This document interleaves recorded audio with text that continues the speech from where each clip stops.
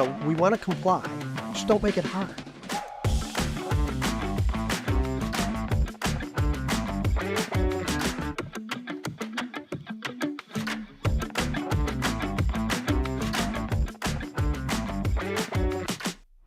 So, Tony, you were employee number 13 of this business that your dad started. Yes.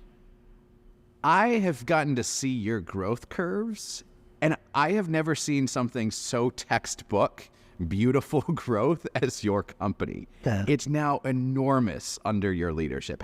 How have you grown this business so much? Great people, number one. I mean, I think that's, you bring people in that have a great work ethic. You bring people in that buy into the culture that really, I can't claim it was really the culture my dad started. And all the early people knew my dad very well. And there were certain things that mattered. I mean, he was a very humble guy, had a great work ethic, and he related well to other people. He was just a warm, smart guy. And so I think that kind of tradition has carried, and with my sons even being the next generation, they were exposed to my dad for many, many years. So a lot of that is, I certainly try to translate that. What are those things that translate most? As far as our core values, and particularly with the products that we sell, we say we're going to be safe. Expect people to be humble, hungry, and smart. And the smart isn't the brainiac smart. The smart that we're talking about is, can you relate to other people smart?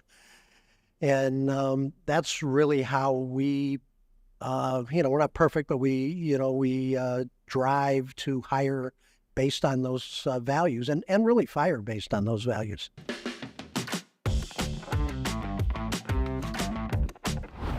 Your growth, you were employee 13. What's your rough employment now? Well, in April, we went over 1,000.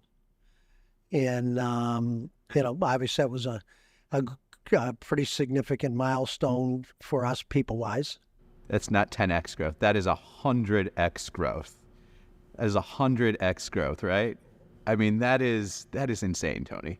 That is insane. And this is not some crazy business where you created the app and it blew up everywhere and it went viral. Yeah, you put in the work. There's nothing super sexy about the businesses we're in. I mean, I'd say it gets back. They're long-term type businesses, been around for decades and decades and decades. So it's kind of in the trenches kind of stuff. The original business started out in a very narrow area of lifting, which was really wire rope slings, and branched out into all types of, I'll call it rigging equipment. So we call one of our verticals is rigging. And then later on, we started a service business where we would inspect and service overhead cranes.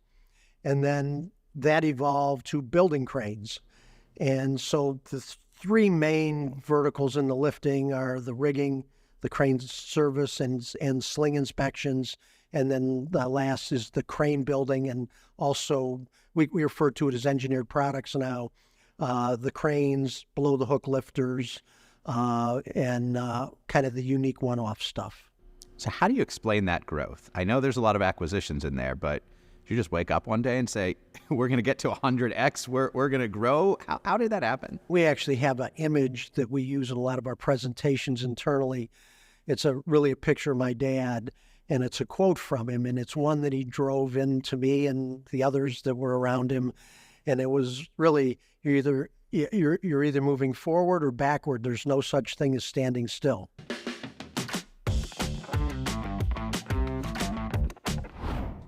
The investments you're making in technology for your plants, do you have a strategy around that? How you automate, how you incorporate Industry 4.0, all of those various things just to make things more efficient? Yeah, I'd say we're pretty early in that, and my sons are pretty much driving that. On the Matt, on the engineered products side, he's got a brilliant mind for that, something that I don't have. I'm a certain level of inventive, but he's at a level that I can't understand. And so that's going well.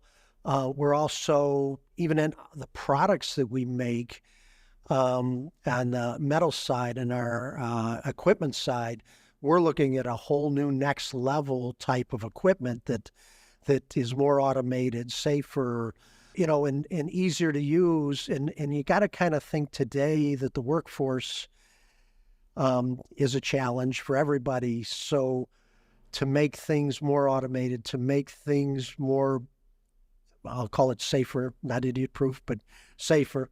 That's the kind of thing that we're looking at from our product side.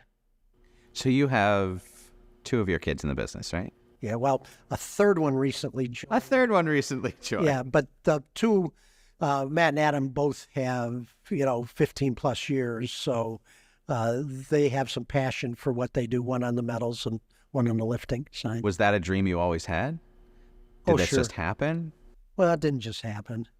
we're making it happen. No, yeah, I'll get back to my dad a little bit. He had his way of sending messages that probably had as much impact as even me and my relationship. So even though he's been gone for many, many years, they grew up around him. And I think I'll say he fed that a little bit. And so they're coming up and they're taking on leadership in your company.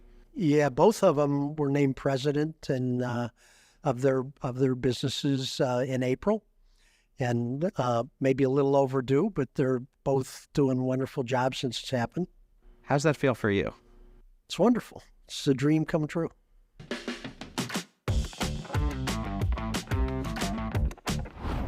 So thinking about the region, so one of our goals is to say we from Northeast Ohio, we can really lead the world in smart manufacturing, advanced manufacturing. Do you believe that is something we can do? I do, if I'll call it our politicians understand how important that is and that they support the businesses. And we don't get that feeling all the time. Sometimes it's a battle, not everywhere. Are you talking regulation or incentives or both? But just cooperation more. I mean, incentives are great, all that. I mean, I think that helps. But just get out of the way. Don't, either help or get out of the way. Don't get in the way.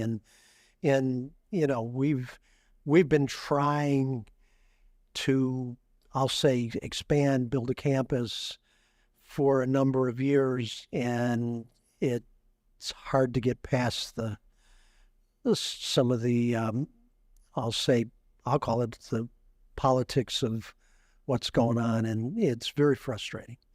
Probably the most frustrating thing. We bought a building in a city a couple years ago. Everywhere we've turned, it's like, I gotcha, and it's ignorant. It's just, instead of 100 people in that building today, we have 10. Just cooperate. Just don't make it hard. We want to comply. Just don't make it hard. What else do you see as the challenges for the region's manufacturing continuing to grow and lead the world? Are we going to have the workforce we need?